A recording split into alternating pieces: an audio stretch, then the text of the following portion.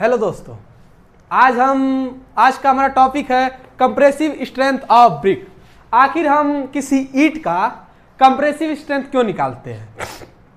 हम इसका प्रयोग इसलिए करते हैं ताकि हम किसी मकान बना रहे हैं, ईंट से कोई भी कंस्ट्रक्शन कार्य कर रहे हैं तो वो ईंट कितना अपने ऊपर लोड सह रहा है उसके लिए हम ईंट का कंप्रेसिव स्ट्रेंथ निकालते हैं। यदि अच्छा क्लास का ईंट होगा तभी वो हमारा अधिक लोड सह पाएगा और हमारी जो बिल्डिंगों को जो अधिक समय तक उसको मजबूती प्रदान कर सकता है। इसीलिए हम इसका कंप्रेसिव स्ट्रेंथ निकालते हैं। इसको निकालने का जो प्रोसेस है आइए देखते हैं। सबसे पहले हम एक ईंट को लेते हैं, वो आप अटरैंडम किसी भी ईंट को निकाल सकते हैं।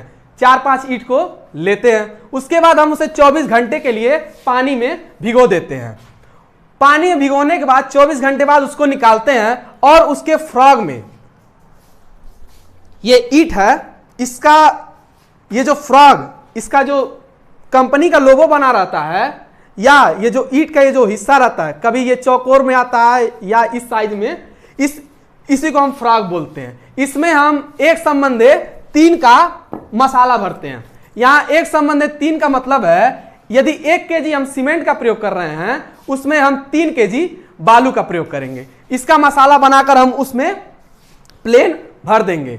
उसके बाद इसको हम 24 घंटे के लिए सूखने के लिए छोड़ देते हैं और उसको 3 दिनों तक लगातार हम पानी में भिगोए रखते हैं। उसको निकालकर हम यूटीएम मशीन में लेकर आते हैं।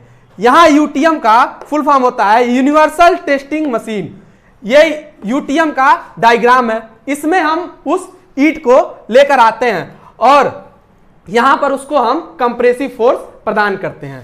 इसका ये जो जबड़ा होता है ये फिक्स होता है, ये वाला मूवेबल जबड़ा होता है। हम इसमें जैसे जैसे प्रेशर बढ़ाते हैं वो इस जबड़े द्वारा ईंट को कंप्रेस करता है। वो जितना यहां कंप्रेसर फोर्स लगाता है वैसे वैसे ये मीटर पे मान दिखाता रहता है। हम इस ईंट को तब तक कंप्रेस करेंगे जब तक कि हमें उस ईंट पर कोई भी दरारें न दिखने लगे। जैसे ही हमें कोई दरारें दिखने लगेंगी हम उसका यहां पर रीडिंग नोट कर लेंगे और इसका जो सूत्र है कंप्रेसिव स्ट्रेंथ निकालने का, लोड अपॉन एरिया, उसमें हम इस मान को भर देंगे।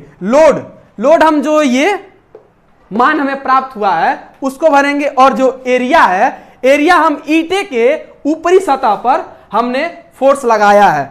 ये अमूमन जो हम ईंट लेते हैं इसका ये जो साइज होता है 19 सेंटीमीटर होता है और ये होता है 9 सेंटीमीटर। इसका जब हम एरिया निकालेंगे तो 19 × 9 लेंगे और इसको यहां इसका मान हम रखकर इसको कैलकुलेट करेंगे और इसका हम कंप्रेसिव स्ट्रेंथ निकाल लेंगे। आइए देखते हैं जो हमारा मानक सूत्र है वो हमें क्या बताता है। जो फर्स्ट क्लास ईंट होता है उसका कंप्रेसिव स्ट्रेंथ जो आता है 150 kg प्रति सेंटीमीटर स्क्वायर आता है। जो सेकेंड क्लास ब्रिक होता है उसका कंप्रेसिव स्ट्रेंथ 85 kg प्रति सेंटीमीटर स्क्वायर आता है और जो थर्ड क्लास ब्रिक होता है उसका 35 kg प्रति सेंटीमीटर स्क्वायर आता है। यदि ये कंप्रेसिव स्ट्रेंथ फर्स्ट क्लास में यदि आता है तो हम इसका अपने बिल्डिंगों में प्रयोग कर सकते हैं। ये इसकी मजबूती और टिकाऊ क्षमता अधिक होती है।